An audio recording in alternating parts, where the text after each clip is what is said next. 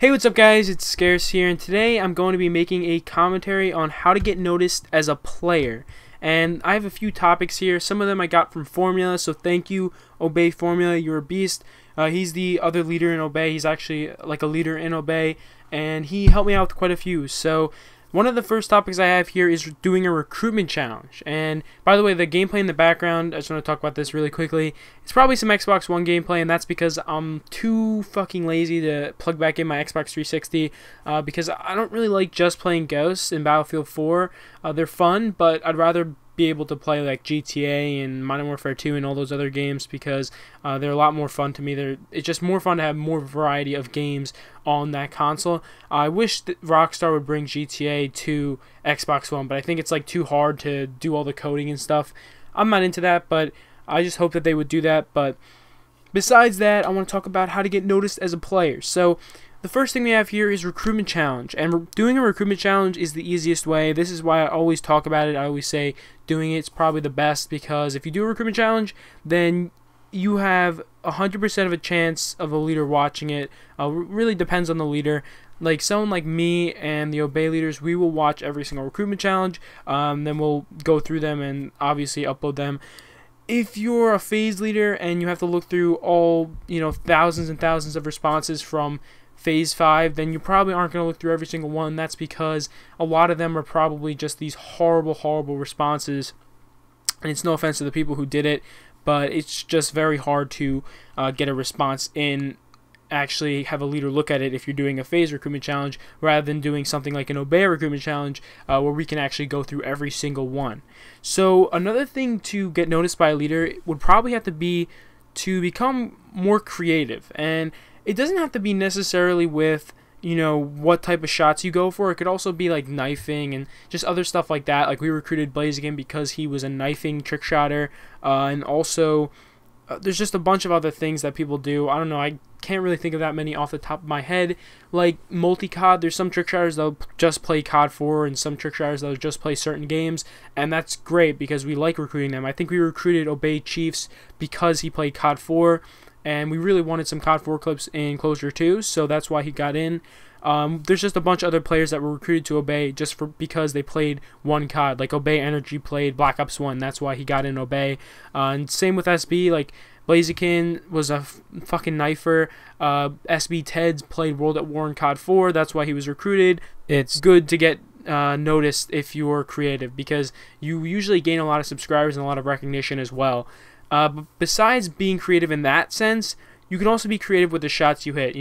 Go for different things, go for things that other players do not hit, and it makes it a lot easier to get in another team if you go for shots that other players aren't going for. Like if you're not going for the occasional throwing knife cancel, or like knife to throwing knife cancel across map, which like every single player hits nowadays.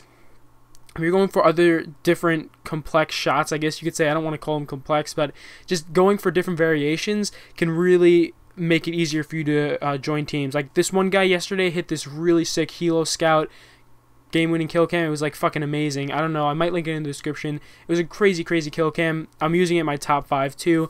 It was just definitely one of the best. My next top 5 is going to be crazy, but like if you go for shots like that, you go for shots that are really creative and shots that no one has seen before, then you can definitely join another team. You can definitely join a big team, because that's what leaders are looking for. They're not looking for the same shots.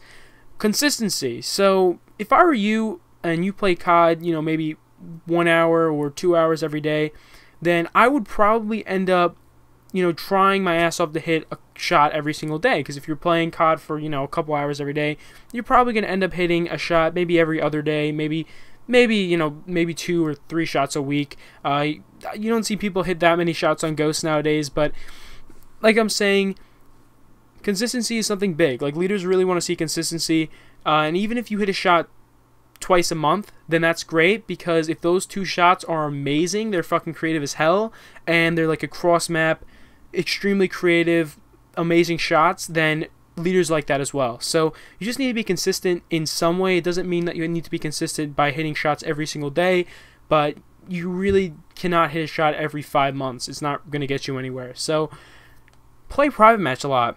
Please play private match a lot, because I'm just letting everyone know here that if you play private match and you define your shot, it makes it so much easier to hit in public match. Like I remember Rhino went for his M14 shot a million times in private match and hit it a million times, and then he went into pubs and hit it first try because he was so used to the timing on the shot and just the actual variation itself that it made it so much easier for him to hit the shot in public match. And that's why he hit it so fucking easily. Like we didn't obey Killcams live, and the first game on, Rhino hits a shot. He hit that same exact shot because he tried so hard for it in private match. So going for private match shots a lot makes it very, very easy for you to be able to hit it in public match. I'm just saying that straight up because it really defines your timing, it defines the shot that you're going for, and it just makes it very easy for you. Make sure you go for amazing shots. Like straight up right now, I hate when I see all these leftover episodes from people. And I can understand that leftovers can just be shots that you went for and you didn't really mean to go for them. You just went for them because it was a good moment to go for a shot, and maybe he was not as distant as you wanted it to. But whenever you have that chance to go for an amazing shot, go for it. Because if you hit it, then guess what? You just got in, 10 top 5 plays. You just got an extra 200 subscribers just from hitting that one shot. And that's what people don't understand. Like, if you go for really amazing shots, then straight up, that's just going to grow your channel so much if you hit one amazing shot. Like that one Hilo Scout shot that guy hit yesterday, and I probably will put it in the description now that I've been talking about it enough, but he hit it, and it made 1,000 likes on his channel within like a few hours, which is amazing. Like, it really shows how much one shot can blow up. And that's because he went for something that not that many other people have hit. So don't fake clips, guys. Please don't fake clips if you're a player. And I know I shouldn't be saying this because I'm an Obey and Agony, faked or whatever. But Agony, not really a player anymore. He plays sometimes. He'll use maybe 1 or 2 clips in an Obey team, Taj, but he's much more of a leader than he is a player, and an editor, much more of an editor.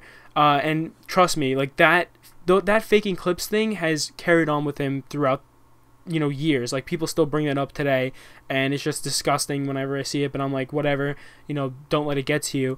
So really, faking clips is going to carry on with you for such a long time if you do it. So if I were you, I wouldn't fake clips. I really wouldn't, because it's just not going to help out. It's going to really suck if you do. And it's just going to carry on with you. Even if you try making a new identity or whatever, it usually doesn't work out. Trust me, guys, it's just not going to work. Don't annoy leaders, please. And this is one that Formula sent to me on Skype. He told me, put this in there because this is something I really want to see from players more often. We're leaders, all right, of these big clans, and we get asked every single day, can I join Obey?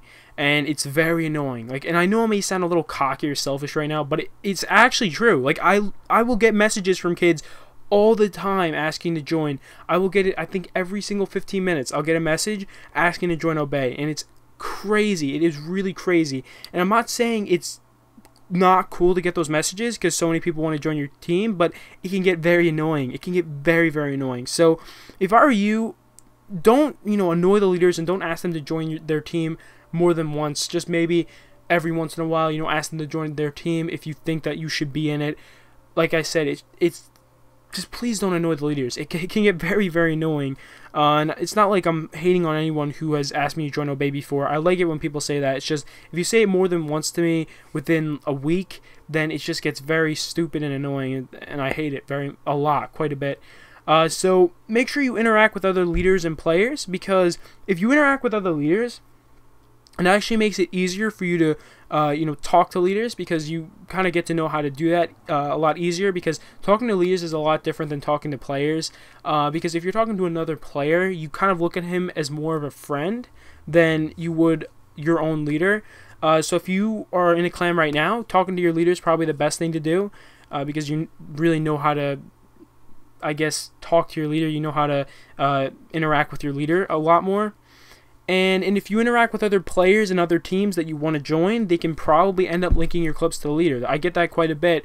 And like, if you are friends with a bunch of other people on other teams, and you're not an asshole, and you don't act like you're better than anyone else, because if you act like you're better than anyone else, you really make those people get pissed at you. Like, if anyone acts like they're better than me, or if I act like I'm better than anyone else, it's that feeling of tension between both of you, and you don't want that. You really don't. Like me, I don't think I've ever acted like I'm better than anyone else, like really. And I'm not acting cocky or selfish right now. I'm just saying, like, when I talk to someone, I talk to them like they're a friend, alright?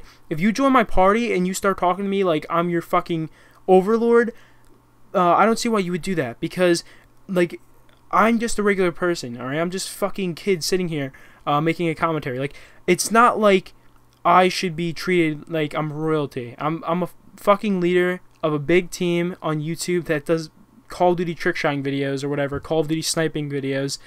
It's not like I'm any different than you. You should just treat me like a friend, really, because I much rather when people do that than, you know, trying their ass off to impress me. I'm just like you. Just treat me like that. Don't worry about it. So besides that, another big thing and another huge factor that any leader will put in is if your channel's big. If you have a nice big channel, like, I'm not saying a ton of subscribers like I have, like 50,000 subscribers. No, definitely not. But if you have, say, you know, 2,000 subscribers, 3,000 subscribers, then there's a big chance you can get in a nice team, because that's a great benefit to the team. You know, if you have a bunch of fans that like your content, they could help out the team as well. And all this stuff that I'm saying right now is just a benefit. Like, just playing COD 4 and just playing World at War does not mean that you can join the team, but it's a benefit that will help you get in that team. You still need to be really good at trick shotting or sniping or whatever the hell you do, but at the same time, if you are creative and you have a big channel and all that other stuff, then you have a bunch of benefits that leaders want, and leaders want to recruit people like that. So that's really it. Sorry if I sounded a little cocky or selfish in this video, because I know some parts I was like, you know, don't treat me like an overlord and stuff like that, but people do that too much with me, and it's been getting me very annoyed lately, because I'm just like a regular person, and I hate when people do that, and I hate when people ask me to join Obey so much. It gets me kind of annoyed, even though it is kind of awesome, you know, having a bunch of people ask me to join my team.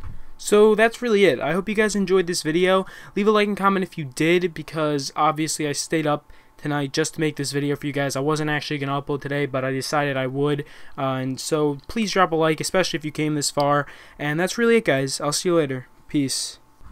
So if you like this video, go check out my previous video, which is on a bunch of amazing underrated teams. There's actually 5 crazy underrated teams I put in here. There's some amazing team tages I want to show you guys. It's actually a really good upload, and if you guys want your team to be in that video, go check it out. I have the rules right in that video, and you guys might be able to get on my channel, which is really awesome. If you guys have already watched that, or you guys don't really care to watch that, then go check out my mystery video, which is my top 5 trick shots, and there's some crazy amazing trick shots in this, and some of them are really awesome. It's multi-COD too, so there's an MW2 shot, there's a Black Ops 1 shot, there's a Ghost shot, there's just some really sick shots in this, and you guys need to check that out. So that's it, guys. I hope you enjoyed, and I'll see you later. Peace.